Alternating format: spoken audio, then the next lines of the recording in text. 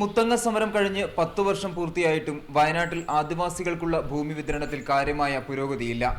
മുത്തങ്ങ സമരത്തിൽ പങ്കെടുത്ത 5000-ഓളം പേരിൽ 1000-ൽ താഴെ ആളുകൾക്ക് മാത്രമാണ് ഇപ്പോൾ ഭൂമി ലഭിച്ചത്.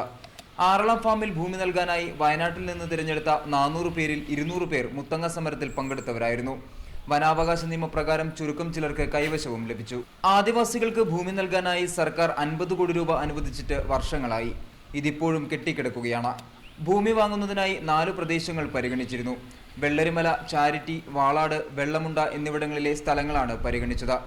ആദിവാസി സംഘടനാ പ്രതിനിധികൾ സ്ഥലം പരിശോധിച്ച് വെള്ളരിമലയിലെ 30 ഏക്കറും വാളാട് പൂർണ്ണമായും ഉപയോഗിക്കാൻ പറ്റില്ലെന്ന് കണ്ടെത്തി. ബാക്കി 2 ഇടങ്ങൾ ഇപ്പോഴും പരിഗണനയിലുണ്ട്. എന്നാൽ നടപടിയായിട്ടില്ല.